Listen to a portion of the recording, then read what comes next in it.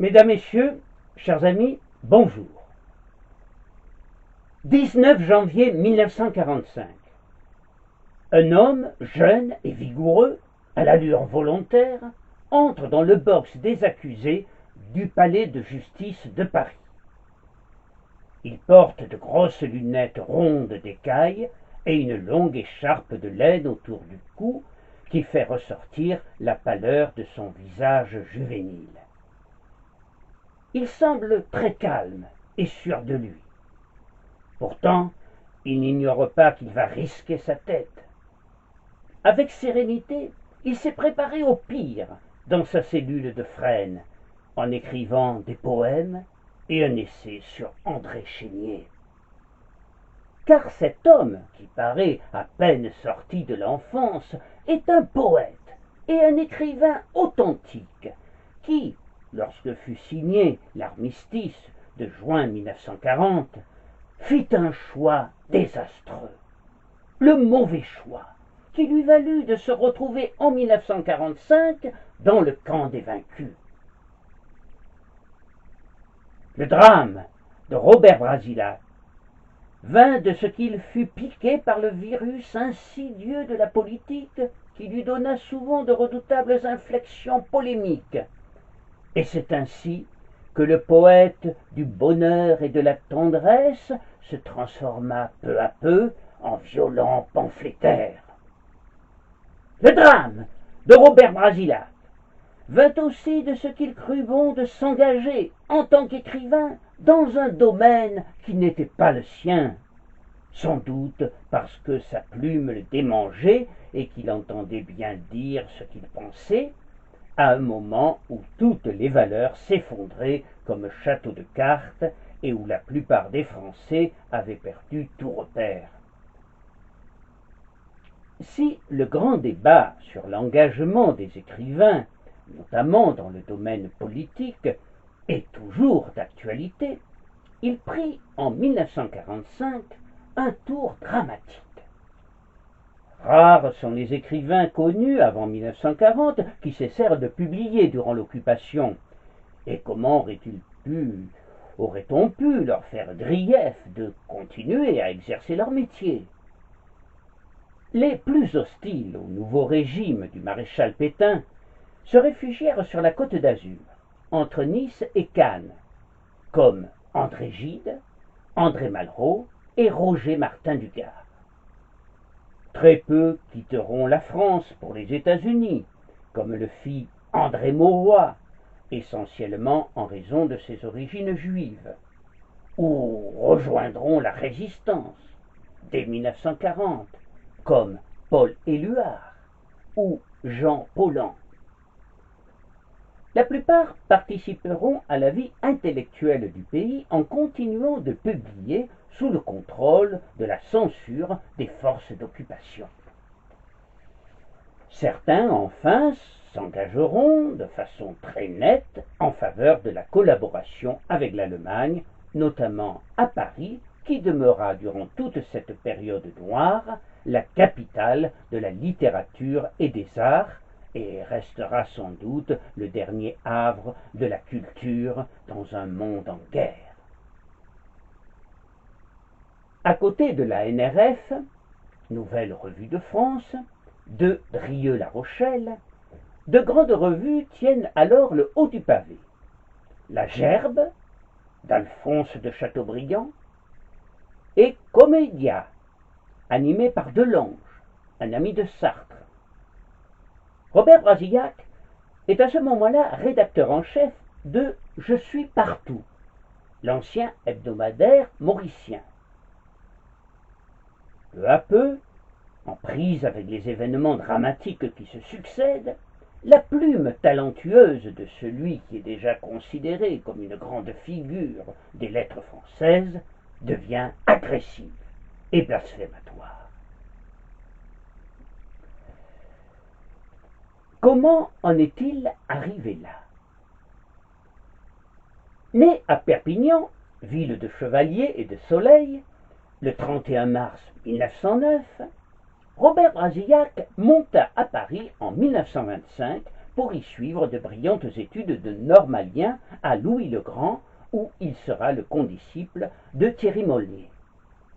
Fou de littérature, ce garçon enthousiaste et attachant est passionné par Giraudoux, et très tôt il commencera une carrière de critique, d'auteur dramatique et de romancier. Il a à peine 20 ans lorsque Charles Maurras l'invite à remplacer Jacques de Montbrial pour tenir le feuilleton littéraire de l'Action française. Aussitôt subjugué par la forte personnalité de cet homme dont la doctrine, la méthode, le talent littéraire et polémique exerçaient depuis 30 ans une influence politique considérable, il accepte avec joie. Sa première rencontre avec le maître restera pour lui un grand moment de sa vie. La courte barbiche hérissée, l'œil clair et incisif derrière les verres du lorgnon, Charles Maurras, frappé par son allure d'homme énergique et indomptable, toujours prêt à l'attaque, il posa quelques questions banales au jeune homme et l'écouta. Écouter, le mot est impropre, car la surdité de Maurras l'empêchait de saisir tous les mots si son interlocuteur n'articulait pas parfaitement, et il paraît probable que Robert Brasillac, très ému, bredouilla quelques phrases confuses en guise de réponse. Pourtant, Maurras sut saisir très vite toute la vigueur et le talent de ce garçon emprunté et timide, et bientôt il en fit le critique littéraire de l'Action française. C'est peu de temps après que se produisirent les fameux événements du 6 février 1934 qui ébranlèrent la République. Le choc de cette journée terrible et la tourmente qui suivit détermina les engagements politiques de ce fils d'officier mort pour la France lors de la Grande Guerre. Pour lui, comme pour beaucoup de jeunes gens de sa génération, le 6 février représente un événement capital. Il en ressentit à la fois exaltation et désespoir. Exaltation que des Français aient lutté et se soient sacrifiés pour tenter d'instaurer un régime fasciste dont, romantiquement, naïvement, ils croient que dépend l'avenir de la patrie, et dans lequel ils voient le grand mouvement révolutionnaire du XXe siècle, qui doit gagner successivement et sous des formes adaptées à chaque tempérament national l'ensemble des pays d'Europe non communistes. Désespoir, après le lourd bilan de cette journée d'affrontement entre Français. On compta 17 morts, dont la principale conséquence sera l'union des partis de gauche, le Front populaire, qui mettra en œuvre les grandes lois de 1936 en faveur du prolétariat, qui aspirait vers plus de justice sociale et d'égalité. Mais, aveuglé par son patriotisme exacerbé, Robert Brasillac ne voit pas dans le Front populaire, ou plutôt ne voit dans le Front populaire qu'une révolution d'intellectuels. Il en viendra donc rapidement à une adhésion complète au fascisme, mais à un fascisme nourri de la tradition et de la culture française. Pour lui, néophyte en matière politique, le fascisme est vu et vécu plus comme une doctrine. Il est synonyme d'excitation, de fièvre, d'embrasement esthétique. Il est bien davantage encore un sentiment, la quête d'une atmosphère où la fièvre ne le dispute qu'à l'excitation. Le romantisme du fascisme, à la française, lui fit prendre peu à peu ses distances avec Charles Maurras. Dans un ouvrage fort bien documenté sur Brasillac, en 1958, Jean Madiran précisait très justement: De Maurras, Brasillac a peu reçu et n'a rien gardé que l'admiration pour l'homme, l'envoûtement si l'on veut. Brasillac n'était pas un doctrinaire et n'a pris de la doctrine que quelques thèmes provisoires, jouets éphémères du normalien qui éprouve toutes les balles en jouant un instant avec elles, puis les remet dans leur tiroir. Il avait de la France un sentiment tout profond, très différent, fort peu politique. En 1932, Brasillac avait publié son premier roman, Le voleur d'étincelles, dont il dira lui-même qu'il s'agit d'un pseudo-roman, album d'images de mon pays méditerranéen. Même jugement de leur auteur pour les deux suivants. L'enfant de la nuit, paru en 1934, dans lequel le romancier nous dépeint souvent la beauté des jeunes garçons, et Le marchand d'oiseaux en 1936. Ce ne sont là en fait que peinture et narration du temps de l'enfance, de son univers et de son insouciance.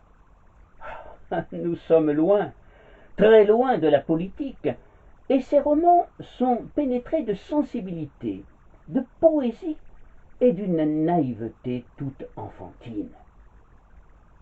Pourtant, la filiation entre le poète et le politique, chez Robert Brasillac, est naturelle, dès lors que l'on retrouve dans le fascisme tel qu'il le concevait l'attachement à des valeurs tirées à peu près toutes du fond commun de l'adolescence. La nostalgie des vacances, le goût de la camaraderie, le culte méditerranéen du faisceau, par-dessus tout l'amour de la poésie qui le conduisirent à rêver d'un empire fondé sur l'ordre et la beauté, copie presque conforme de ces camps de jeunesse chers au maréchal Pétain, et dont l'éternel étudiant que fut Brasillac ne cessera d'entretenir la légende. Tous pleins de chants de garçons, des feux de la nuit, des élans de jeunes corps émoustillés. Le fascisme, il y a bien longtemps que nous avons pensé que c'était une poésie, et la poésie même du XXe siècle, écrira plus tard, de sa prison, Robert Brasillac. Ces lignes ont de quoi surprendre, d'autant plus que le fascisme est considéré aujourd'hui, à juste titre, comme le mal absolu. Mais Brasillac était un esthète intellectuel, attiré par cette religion païenne de discipline, de violence et de rituels barbares, d'exaltation de la jeunesse, de la beauté et de la pureté des cœurs et des âmes. Vision certes déformante que celle où l'hallucination se mêle ainsi à la réalité des faits. Vision dangereuse et funeste. Il ne faudra plus chercher désormais en Robert Brasillac, à partir de 1935, ni impartialité, ni objectivité. Toutes ces pensées, toutes ces expériences confluent dans cette atmosphère de fièvre, si enchevêtrent, si déforment, pour revêtir la cohérence irrationnelle du dramatique des grands mouvements de passion. Brasillac, écrira Roger Nimier, a trop aimé la statue idéale de la jeunesse. En fait, le fascisme de Brasillac ne sera jamais autre chose qu'une manière d'éducation sentimentale. Un romantisme de la jeunesse, de la beauté, une poésie, bonne ou mauvaise, mais exaltante. Et ce fascisme-là, Brasillac le définira lui-même en l'appelant le mal du siècle. Dans son roman Comme le temps passe, qui date de 1937 et qui est, selon moi, son chef-d'œuvre romanesque, nous retrouvons un bel adolescent de 15 ans qui monte à Paris et qui n'échappe pas au charme des amitiés particulières. Il est incontestable que Brasillac avait de fortes tendances homosexuelles que le fascisme tel qu'il le concevait ne pouvait que conforter, et jamais il ne resta indifférent à la beauté de la jeunesse. Ainsi fut-il séduit tout d'abord par la jeunesse joyeuse et décontractée de l'Italie de Mussolini. Il écrit alors: de toutes parts on percevait des camps où des centaines d'enfants nus jouaient au soleil. Et ils chantent des chansons d'enfants qui ne signifient rien, comme dans tous les pays du monde. Ils chantent aussi, ensemble, d'une voix psalmodiée, des chants fascistes. Des avant-gardistes de 15 ans, des fascistes de 25, conduisent ces troupeaux riants et leur apprennent l'hymne d'un pays qui a choisi pour mot de passe le mot de jeunesse. Vision poétique, mais bien superficielle, d'un régime qui se signale, hélas, par autre chose que par des camps de jeunesse. Par ailleurs, deux mots détonnent involontairement dans ce récit idyllique. Troupeau riant. Troupeau riant, mais troupeau. Est-ce donc à cela, essentiellement, que l'Italie fasciste voulait réduire l'enfance? Toujours séduit par la beauté masculine et la jeunesse, Robert Brasillac va également subir à la même époque l'envoûtement de Léon de Grelle. Léon de Grelle qui fait une entrée fracassante au Parlement belge avec 20 autres députés rexistes en 1936. Il écrit à son sujet: c'est un garçon au visage plein et souriant qui n'a même pas l'air d'avoir son âge, 30 ans. S'il est vrai qu'une certaine animalité soit nécessaire à un meneur d'hommes, il est sûr que Léon de Grelle, garçon impétueux et perpétuellement en ébullition, possède ce rayonnement et cette animalité. Vivant, dru et pittoresque, il courait à l'aventure avec allégresse, tenté par la vie, ses plaisirs, ses promesses, et sans trop se soucier des dangers qu'il pourrait courir, et des tentations de l'existence, et des gauchissements de l'action. Émerveillé par la jeunesse italienne et par le chef du fascisme belge, on peut imaginer le trouble que produisit sur Brasillac le spectacle prodigieux de la jeunesse allemande, lors des grands offices hitlériens, et plus tard celui des soldats allemands en France occupée.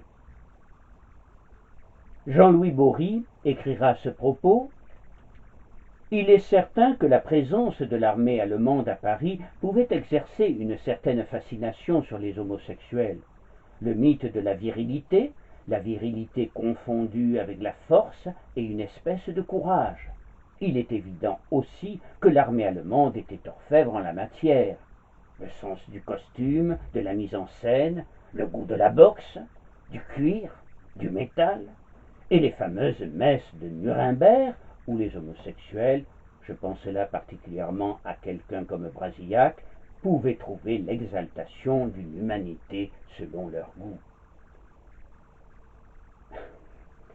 Pourtant, si le fascisme de Brasillac s'inspire de celui de l'Italie et de l'Espagne, en faisant abstraction de leurs côtés négatifs qui apparaissent dès le début des années 30, il est alors à 1000 lieues de celui de Hitler, arrivé au pouvoir en Allemagne en 1933.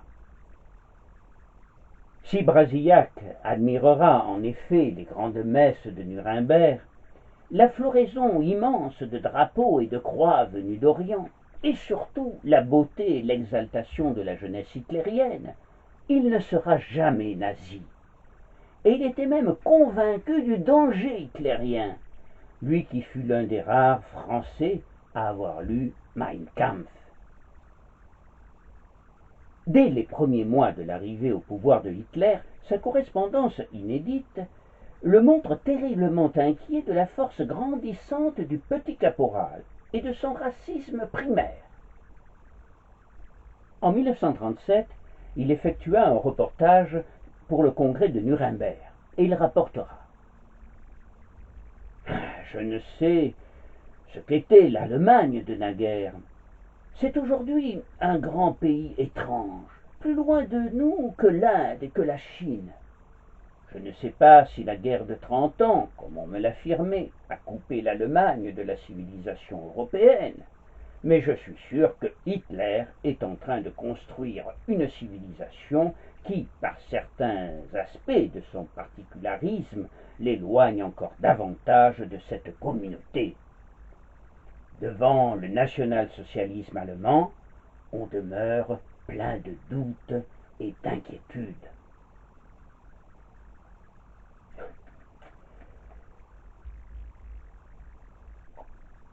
Sur sa vie privée, on sait fort peu de choses. Il est très proche de Maurice Bardèche, républicain de gauche et pacifiste, qu'il rencontrera à l'École nationale supérieure. Bardèche épousera Suzanne, la sœur de Brasillac, et celui-ci sera pour leurs enfants l'oncle Gâteau.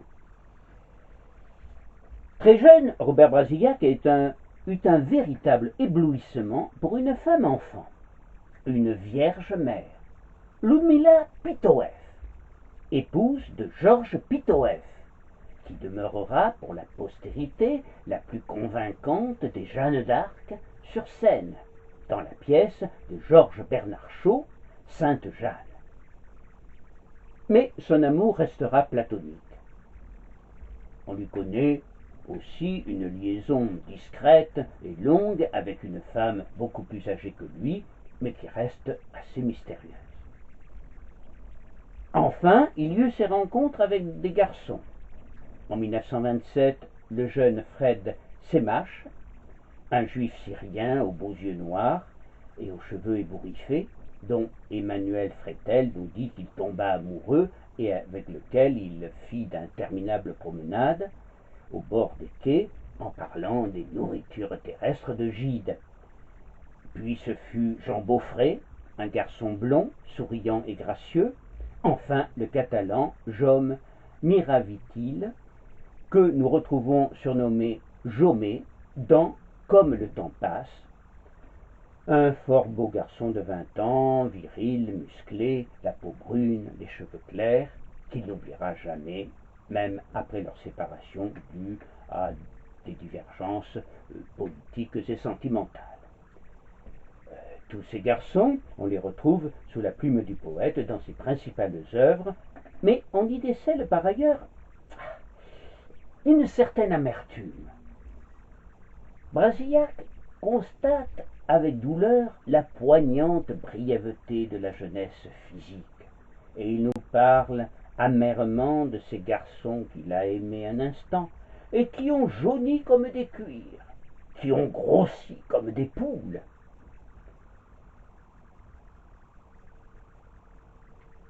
Durant toute sa vie, depuis ses années de collège jusqu'à l'Occupation, il écrivit une superbe anthologie de la poésie grecque, nullement égalée depuis, qui ne parut que bien longtemps après sa mort, et dans laquelle il n'élude nullement l'amour des garçons.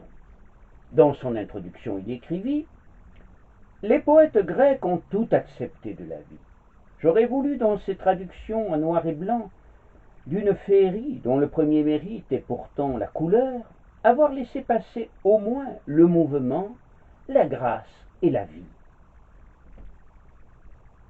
Lorsqu'éclate le second conflit mondial en 1939, le poète est mobilisé dans l'état-major de la ligne Maginot et emporté dans la tourmente d'une guerre qui lui semble une aberration, lui qui fut toujours un partisan de l'entente et de l'amitié entre les peuples au sein d'une Europe unie et conviviale. L'année suivante, il est fait prisonnier, libéré en 1941 à la suite d'interventions officielles. Il reprend alors son poste de rédacteur en chef de Je suis partout. Partisan de la collaboration en perspective de l'Europe nouvelle, qu'il croit inéluctable, il participe à plusieurs tournées en Allemagne et sur le front de l'Est. Il sera présent au fameux congrès de Weimar en octobre 1941 avec Drieux-La Rochelle et Abel Bonnard, en compagnie du lieutenant Heller, qui fut l'un des moteurs du rapprochement culturel entre l'Allemagne et la France occupée. Toutefois, dès l'été 1943, face au revers de l'Allemagne, parce qu'il commence à ne plus croire à la nouvelle Europe sous la botte des nazis, et par souci, contrairement à ses amis journalistes, de ne pas se soumettre au diktat de l'occupant et de ne pas berner ses lecteurs, il propose de supprimer entièrement toutes les rubriques politiques et militaires de JSP et de ne consacrer entièrement le journal qu'à la littérature et aux beaux-arts. Sa formule est rejetée aussitôt par l'équipe du journal, ce qui provoqua son départ, ainsi que celui de Georges Blanc et d'Henri Poulain. La direction de JSP sera alors confiée à Pierre-Antoine Cousteau, le frère du commandant Jacques-Yves Cousteau, tandis que Pierre Brasillac rejoignait l'hebdomadaire Révolution nationale, dirigé par Lucien Combel, ancien secrétaire d'André Gide. Tout au long de l'année 1944, Brasillac se désengagera peu à peu de la polémique politique et il reviendra entièrement à sa véritable vocation, la poésie. Mais il était bien tard. Il était trop tard. Il travailla alors de plus en plus à son anthologie de la poésie grecque. Mais, une fois encore, il est rattrapé par les événements politiques et ce sera, pour le poète fourvoyé, le commencement de la fin. Lors de l'effondrement, fin 1944, il refuse de suivre à Sigmaringen, comme on le lui avait proposé, les journalistes et écrivains collaborateurs. Pourtant, il n'ignore pas qu'il va devoir rendre des comptes à cause de ses écrits, de ses excès de langage. Paul Ceran, dans Les dissidents de l'Action française, voit dans un tel refus de Brasillac un témoignage de fidélité non pas à un nationalisme politique, mais à une éthique nationaliste. Recherché comme d'autres journalistes en vue de la presse parisienne d'occupation, Robert Brasillac se constitua prisonnier dès les premiers jours de la Libération, peu après l'arrestation de sa mère à Sens, au seul motif qu'elle était sa mère, et c'est le futur ministre Edgar Pisani, alors fonctionnaire de police, qui procéda à cette arrestation. J'ai passé tranquillement les semaines agitées de Paris, écrivit-il à sa mère le 27 septembre 1944. Mais j'ai appris l'arrestation de Maurice Bardèche, le 1er septembre, puis la tienne. Alors j'ai décidé de me constituer prisonnier à la préfecture de police, où tout s'est fort correctement passé. Depuis, je suis interné au fort de Noisy-le-Sec, où j'ai retrouvé ma philosophie de prisonnier. Il est aussitôt inculpé de trahison et reconnu coupable d'intelligence avec l'ennemi. En conséquence, il est passible de la peine de mort. À Fresnes, où il est ensuite transféré, il se prépare au pire en écrivant des poèmes. Sans doute ses plus beaux poèmes et son essai sur André Chénier. Il ne passera en jugement que le 19 janvier 1945. Selon son défenseur, maître Jacques Isorni, futur avocat du maréchal Pétain, le procureur général Boissary aura du mal à trouver un commissaire du gouvernement qui accepte de requérir la mort contre le poète polémiste. En définitive, c'est Marcel Reboul qui consentira à la demander. La cour de justice, chargée de juger Brasillac, siège dans un vaste local mal chauffé de la cour d'assises. Il n'y aura qu'une audience, aucun témoin, ni à charge, ni à décharge. Le poète fourvoyé, et seul face à ses juges. À sa charge ne figurent pas des actes, car durant toute cette période, on ne put lui reprocher aucune action qui ait pu nuire à quiconque. Et d'ailleurs, ceux qui connaissaient Brasillac savaient qu'il n'aurait jamais pu faire du mal à une mouche. Mais ce sont ses écrits qui sont en cause. Des écrits en faveur d'une ligne politique. Des écrits parfois féroces et qui, à la différence de ceux d'un Henri Béraud, par exemple, ont justifié ouvertement certains aspects de la politique de collaboration. Il faut bien reconnaître que la plume, surtout lorsqu'elle est maniée avec le talent d'un Brasillac, peut être bien plus néfaste encore et faire plus de ravages que le glaive. Et Brasillac ne lésinait pas sur les moyens. Ses propos étaient souvent sanguinaires et excessifs et dépassaient sa pensée. Mais si les discours, même les plus violents, s'envolent au gré des vents, ils sont souvent vite oubliés, les écrits restent. Et il faut bien tourner 2 fois sa plume dans son encrier avant de noircir sa page blanche. Brasillac était jeune et impatient. Mais était-ce une excuse? Il sous-estimait sans doute la portée de ses articles. Pourtant, il est évident qu'il s'était perçu par beaucoup au premier degré, et notamment par une certaine jeunesse qui souvent se reconnaissait dans ce jeune poète fougueux. Ah, c'est bien ce qu'on va lui reprocher. Par ailleurs, selon une technique déjà utilisée à l'encontre d'autres journalistes, le président Vidal, premier président de la Cour, allait, dès le début du procès, s'employer à extraire de leur contexte les phrases les plus percutantes, les plus défavorables à l'accusé. Brasillac comprit très vite la manœuvre et protesta. On prend les phrases les plus violentes, celles que rien n'explique, parce qu'on a supprimé tout ce qui pourrait les expliquer, et on dit « jugez là-dessus ». Néanmoins, dans l'ensemble, Brasillac ne discute pas les faits et n'essaie pas de disculper ni de minimiser ses propos et ses écrits. Tout au long du procès, il livre les précisions qui lui paraissent nécessaires pour éclairer ses écrits, déjoue les insinuations et lance des répliques qui sont autant de défis.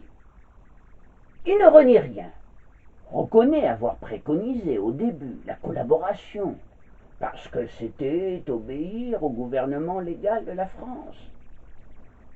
Il se peut, dit-il, que ma conception de la collaboration se soit révélée une erreur, mais l'intention qui l'a dictée n'en était pas une. À aucun moment, il n'essaiera de fuir ses responsabilités qui, en tant que journaliste réputé, étaient considérables. Le seul argument qu'il évoque pour sa défense est sa bonne foi, sa sincérité. Pour lui, l'Allemand qu'il avait combattu au début de la guerre n'était plus l'ennemi depuis la poignée de main célèbre de Montoire. C'était un occupant, certes, mais qui cesserait de l'être le jour où la France serait devenue une alliée sincère et efficace.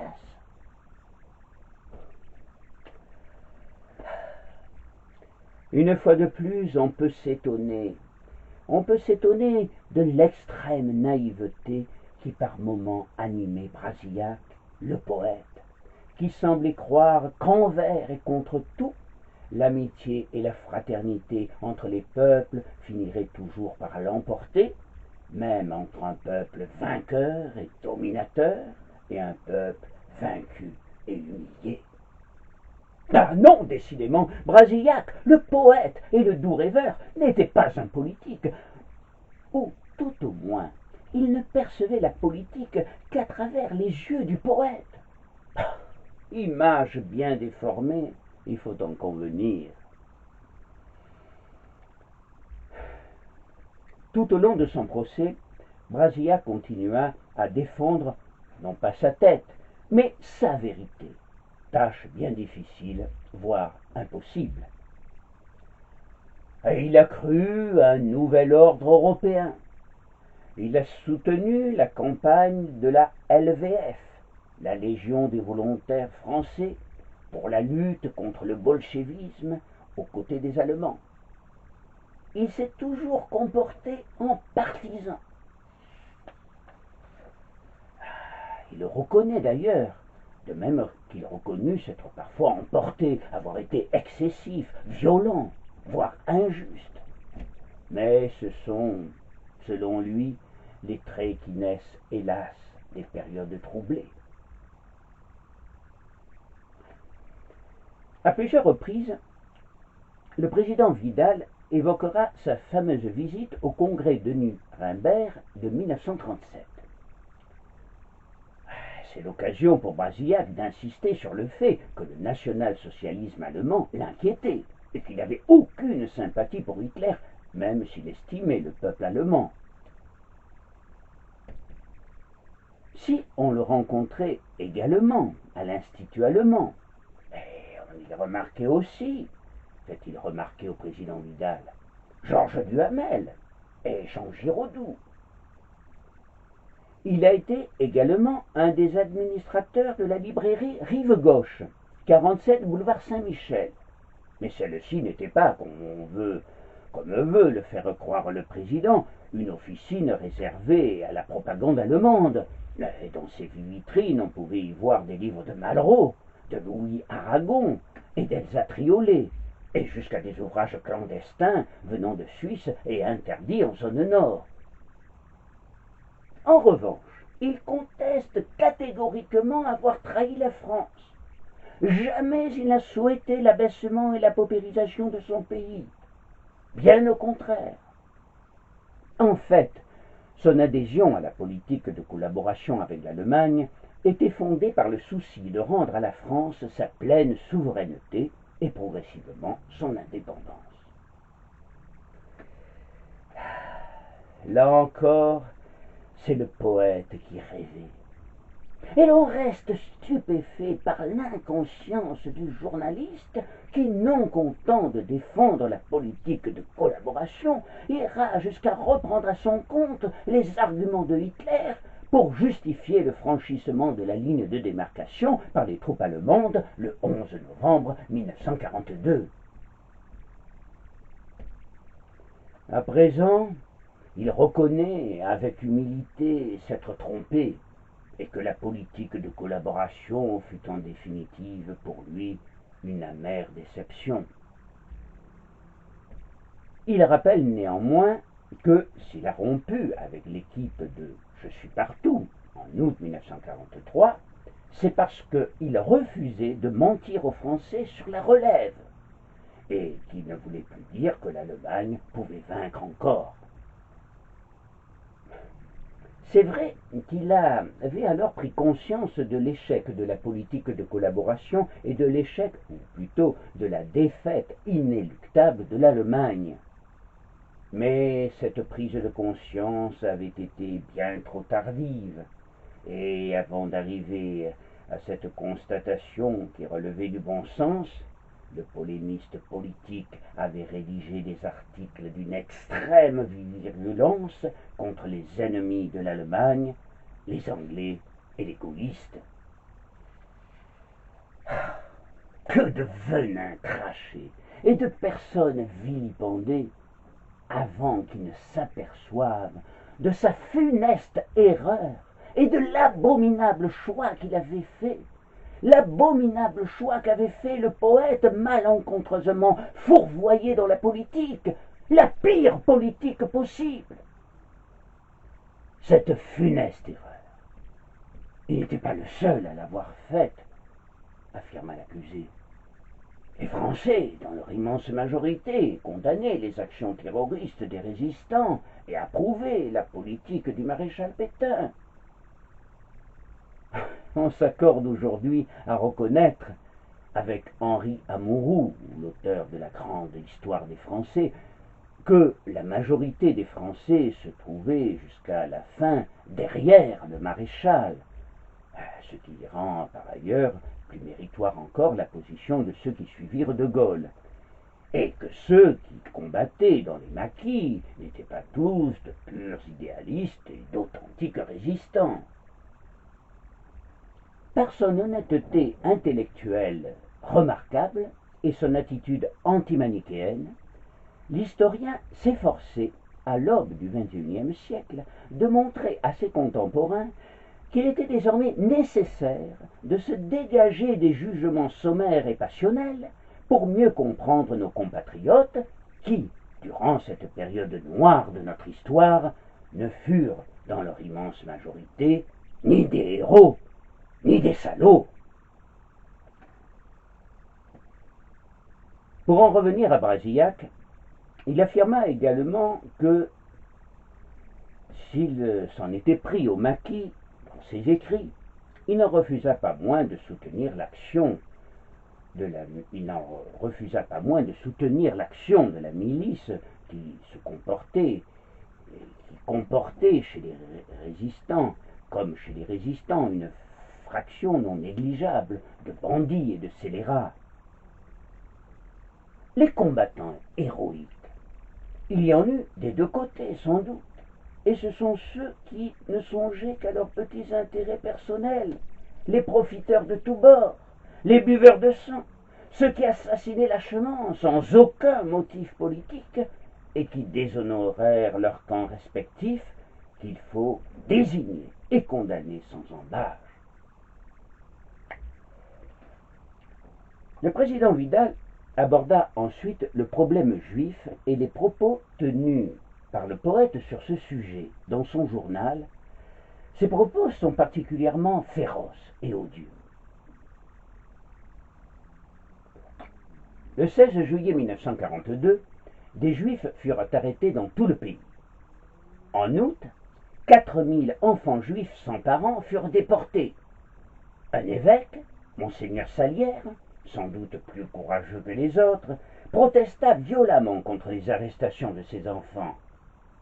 Brasillac, s'en prenant alors à lui, le qualifiera d'archevêque judéophile de Toulouse.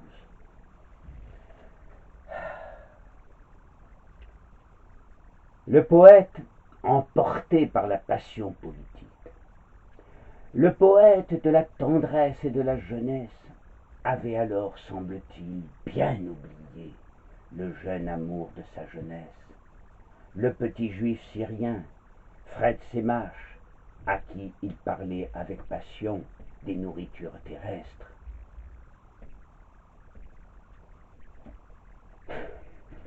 Le poids des mots est considérable pour un écrivain. Le journaliste, comme l'écrivain, devrait toujours s'en souvenir. Et à notre époque, où, partout dans le monde, et même dans nos démocraties, l'intolérance et le fanatisme semblent s'imposer, il doit prendre conscience qu'à travers sa plume, il tient entre ses mains une arme extrêmement dangereuse, qui peut faire beaucoup de mal. Brasillac mesura sans doute à ce moment précis de son procès combien sa responsabilité fut grande dans le déferlement de haine et de violence des années d'occupation. Le président Vidal évoqua ensuite les atrocités des camps de la mort nazis et l'Holocauste du peuple juif. Brasillac tenta de s'expliquer sur ses prises de position. Pour lui, la solution finale du problème juif et les regroupements en Pologne n'étaient autres que les prémices d'un futur État juif à l'Est dont il souhaitait la création, comme beaucoup d'ailleurs de juifs européens. Il est évident qu'il ignorait le sort horrible réservé aux Juifs par les nazis, et qu'il aurait d'ailleurs été scandalisé et bouleversé s'il avait su. Mais, par ses propos indignes, le poète de la jeunesse, de la beauté et de la pureté s'était rendu complice, pour la postérité, de tous les crimes perpétrés par le nazisme en Europe, notamment envers les Juifs.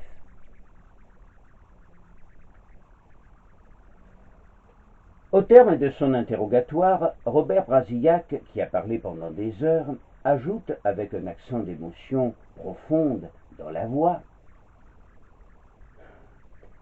Sans doute la Cour pourrait me demander si je regrette ce que j'ai écrit. Si je répondais que je regrette ce que j'ai écrit, vous penseriez tous que c'est pour sauver ma peau, et vous me mépriseriez à bon droit. Je vous dirais donc que j'ai pu me tromper sur des circonstances, des faits ou des personnes, mais je n'ai rien à regretter de l'intention qui m'a fait agir. Je sais qu'à l'heure qu'il est, un certain nombre de Français, et surtout de jeunes gens, dans tous les camps, dans tous les clans, pensent à moi. Il y en a qui sont prisonniers en Allemagne. Il y en a qui, demain, seront mobilisés. Il y en a qui sont déjà sur le front de Lorraine. Je pense à un ou deux. Je pense aussi à ceux qui sont morts, et je sais que tous ces jeunes gens savent que je ne leur ai jamais appris autre chose que l'amour de la vie, que l'amour de mon propre pays. Et cela, je le sais tellement que je ne puis rien regretter de ce qui a été moi-même. Durant cet instant, le polémiste laissait à nouveau la place au poète, au romancier du bonheur, de la jeunesse et de l'amour. Le commissaire Reboul parut presque s'en émouvoir, et aussitôt reconnut, avec d'ailleurs une certaine subtilité, le talent et la séduction du romancier, allant jusqu'à saluer un accusé de cette qualité intellectuelle. Mais, après ces éloges dithyrambiques, il posa la question suivante en se tournant vers Maître Isorni. Pourquoi cet homme riche de tant de dons, comblé de tant de succès, qui aurait pu, s'il était demeuré dans la ligne de ses aspirations premières, devenir l'un des plus éminents écrivains de notre pays, a-t-il abusé de ses dons, de ses succès, de cette autorité, pour tenter d'entraîner la jeunesse, d'abord vers une politique stérile, ensuite vers l'ennemi? Dès lors, le procès prit une allure différente. À travers le journaliste, devenu par ses articles le séducteur malfaisant de la jeunesse fustigé par le commissaire Reboul, l'accusation stigmatisa bientôt l'homme redoutable dans sa vie privée pour les jeunes garçons trop confiants, l'ignoble corrupteur de la jeunesse, et insensiblement, c'est la personnalité même de l'accusé qui allait désormais faire l'objet des attaques du commissaire du gouvernement. Étant donné le climat passionnel de l'époque et le dossier accablant réuni contre Brasillac, l'avocat général ne pouvait que requérir la peine de mort. Et Maître Isorni, que plaidait la jeunesse de l'accusé, le talent et la bonne foi du poète, le fait qu'on ne pouvait pas l'accuser d'avoir porté préjudice à quiconque, sinon par la parole et par la plume. La mort n'est pas pour lui, s'écria-t-il. La justice n'a pas le droit de fusiller les âmes. Il n'est pas possible que ce grand esprit dont parlent les plus illustres s'éloigne à jamais et qu'il s'éteigne à jamais de vos propres mains. Maître Isorni mit ensuite tout son cœur à évoquer André Chénier, pour lequel Brasillac avait une grande admiration. André Chénier qui lui ressemblait à bien des égards et connut une fin non moins tragique. André Chénier apparut comme un remords qu'il fallait calmer par beaucoup d'admiration et beaucoup de couronne, écrivit Brasillac dans son essai sur le poète. Les admirations allaient au poète, on le sait, et laissaient de côté le prosateur politique un peu embarrassant. Mais elles s'exprimaient, et c'était beaucoup. Elles auréolaient la légende du poète, elles auréolaient de légende le poète assassiné. Elles dressaient dans l'éternel ce qui, sans la mort, n'eût peut-être été qu'éphémère. Cela ne veut pas dire qu'il n'eût pas mieux valu, et que lui-même n'eût pas souhaité le bien qu'il aimait par-dessus tout, en héritier véritable de la Grèce, la vie. Je partage son opinion. Avec un sanglot dans la voix, l'avocat lira également un émouvant poème de l'accusé, et il citera les témoignages en sa faveur de nombreux écrivains, de Paul Valéry à Marcel Aimé. En conclusion, il s'exclamera avec véhémence « Assez de sang! Assez de sang français répandu par des mains françaises! La guerre est sur notre sol et vous prononcez des réquisitoires !» Un long silence suivit et une chaleur moite envahit la salle. Robert Brasillac, dans son box, est toujours aussi calme et presque détendu. Mais, s'il remercie son avocat, il ne se fait guère d'illusions sur la sentence qui tombe quelques minutes plus tard, comme un couperet. La mort.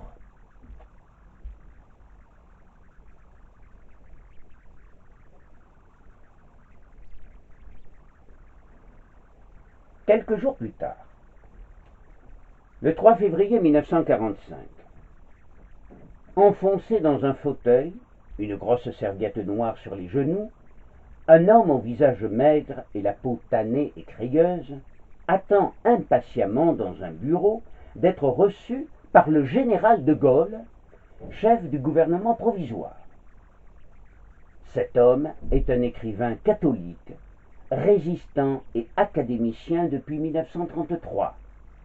C'est François Mauriac, l'auteur du Nœud de vipère, qui allait tenter, pendant cette période difficile, d'user de sa notoriété pour sauver Robert Brasillac, qu'il admirait en tant que romancier et poète.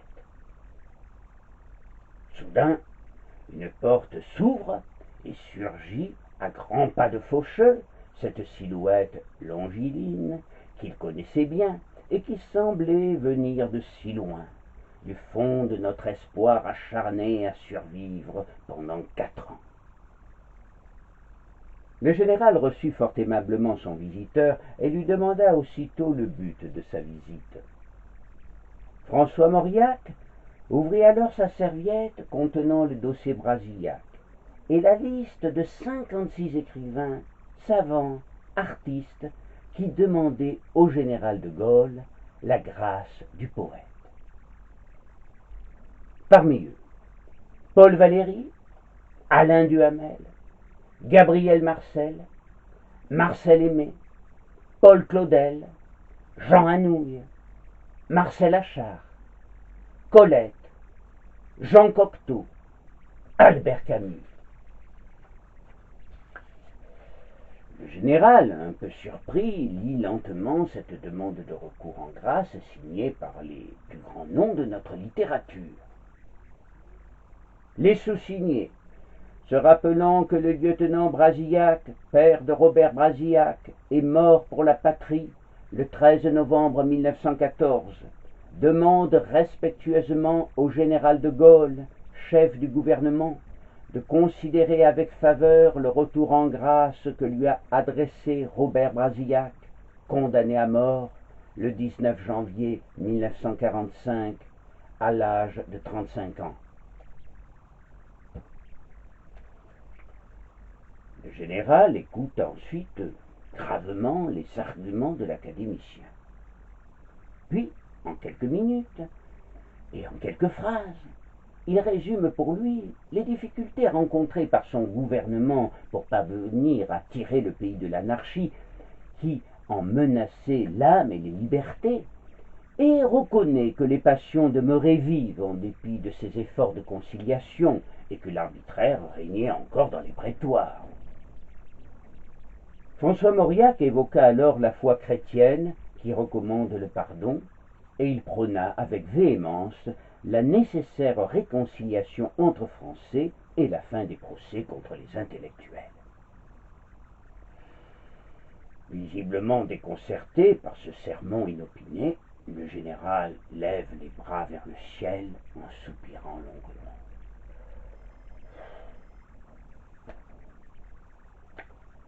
La réconciliation nationale, qui plus que lui la souhaite?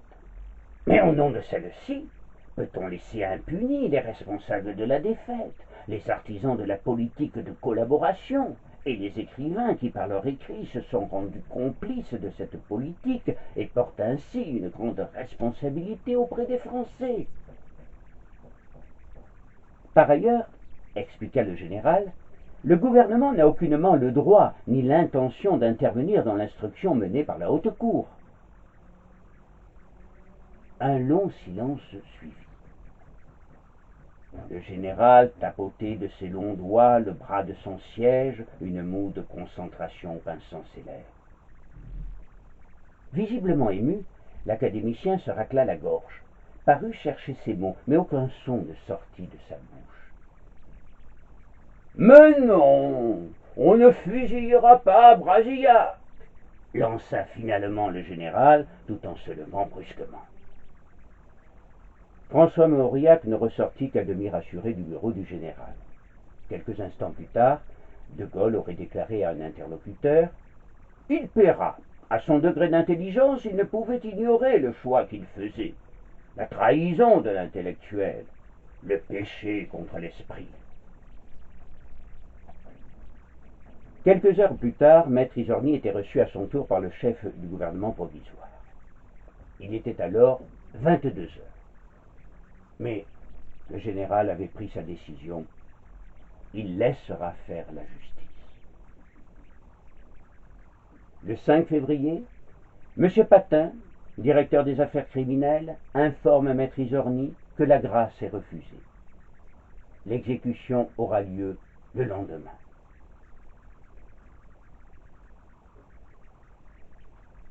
À Fresnes, au quartier des condamnés à mort, cellule numéro 77, quel était l'état d'esprit de Robert Brasillac?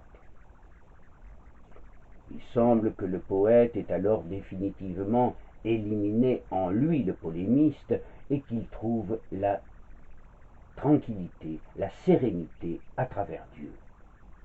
Il écrit des poèmes et des psaumes où il évoque la fraternité des Français, victimes de toutes les causes, sans doute les plus beaux de tous ces poèmes. Seigneur, voici couler le sang de notre terre. Le sang qui a coulé n'est jamais qu'un sang pur, et le voici mêlé au sang des adversaires, figé sur nos pavés comme un verglas plus dur.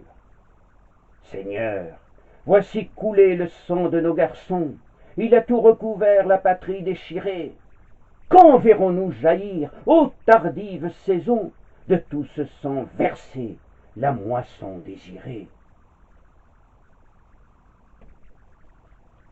Dans le testament d'un condamné, il semble qu'il lègue à sa patrie non seulement son corps, mais peut-être aussi ses doutes et ses remords. Quel don offrir à ma patrie, qui m'a rejeté d'elle-même? Même encore aujourd'hui je l'aime. Elle m'a donné mon pays et la langue qui fut la mienne. Je ne puis lui léguer ici que mon corps en terre inhumaine. Comme on le voit, Brasillac semble accepter la mort. Il est déjà détaché de ce monde. Il est redevenu l'enfant innocent et insouciant qu'il n'a jamais vraiment cessé d'être. quelquefois, cependant, perce l'espérance d'un miracle, et il sait que son avocat fait tout ce qu'il peut pour le susciter. Mais le souhaite-t-il vraiment? Le 6 au matin, a raconté maître Isorni, je pénétrai dans sa cellule à la suite du commissaire Reboul, chargé de lui annoncer que son recours en grâce avait été rejeté. Brasillac demanda à avoir un entretien avec lui. Échange poignant entre le condamné à mort et celui qui avait requis sa mort. D'une voix sourde, Brasillac lui fait d'abord la déclaration suivante. « Je ne vous en veux pas, monsieur Reboul. Je sais que vous croyez avoir agi selon votre devoir, mais je tiens à vous dire que je n'ai songé qu'à servir ma patrie. Je sais que vous êtes chrétien comme moi. C'est Dieu qui nous jugera. » Après quelques instants de silence, il reprend. « Ma famille a été très éprouvée. Mon beau-frère est en prison sans raison depuis 6 mois. Ma sœur a besoin de lui. Je vous demande de faire tout ce que vous pourrez pour qu'il soit libéré. Il a été aussi le compagnon de toute ma jeunesse. » Monsieur Reboul lui répond. « Je vous le promets. »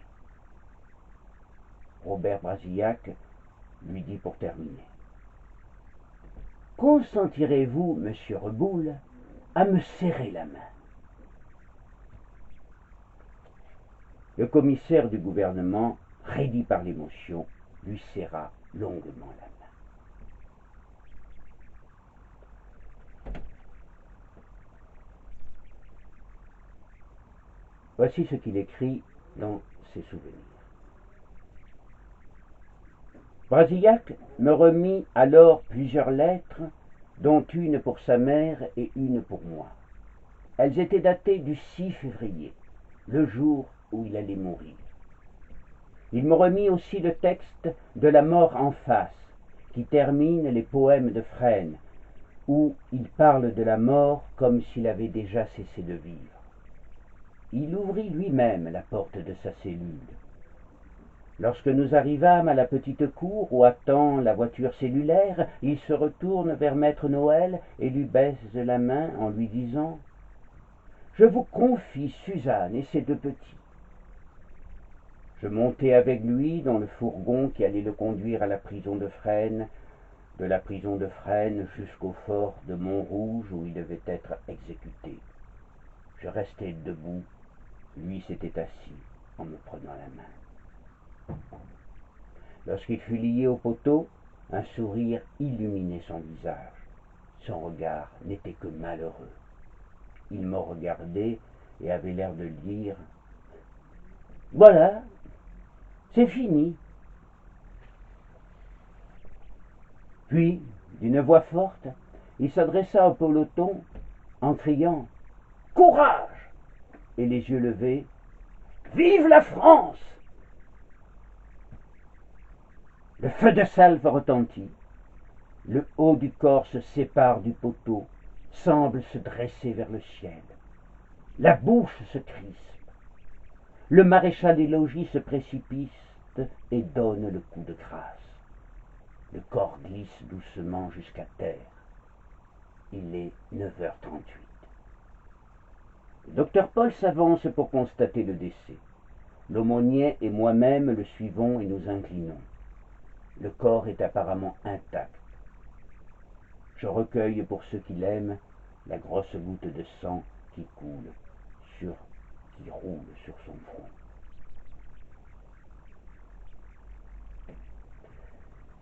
Ainsi donc, ce 6 février 1945, date anniversaire de la journée dont tous les ans il avait célébré le retour, s'achève, de façon dramatique, la vie d'un garçon pur, idéaliste et exalté, qui s'était laissé emporter par une passion aveugle qui l'empêchait de distinguer entre les années où la France était indépendante et celles de son asservissement.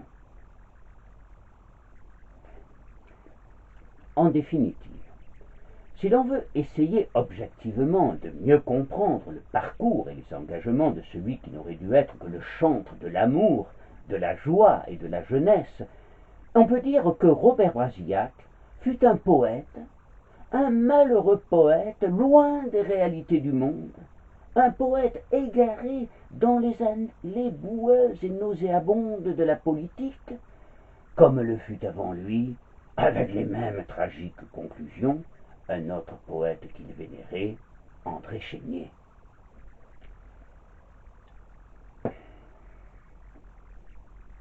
En fait, ce qui a tué Robert Brasillac n'était-ce pas surtout d'avoir voulu appréhender la politique avec l'enthousiasme même qu'il pouvait ressentir pour un émoi littéraire, sans percevoir derrière le décorum des ficelles, les intrigues, les calculs, les faux-semblants. Trompé par l'exaltation et la théâtralité des grandes messes nazies, émerveillé par la camaraderie et l'enthousiasme dans les camps de jeunesse, fasciné par la gloire du passé, l'amitié entre les jeunesses de toute nation, il s'est voulu fidèle au visage pur de son adolescence et a cru sincèrement et naïvement que la poésie pouvait triompher dans une société fasciste où la jeunesse serait l'étendard.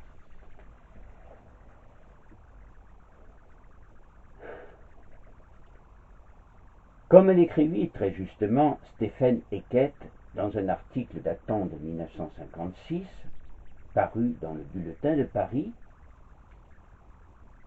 le 6 février 1945, c'est un enfant qu'on a couché sous les balles, un enfant dont le plus grand crime ne s'appelait pas refus d'obéissance, ni refus de comprendre, mais refus de vieillir. Il n'est donc pas vrai que tout frémissant de vie, tout habité d'étincelles qu'il était, Robert Brasillac n'en avait pas moins rendez-vous avec la mort.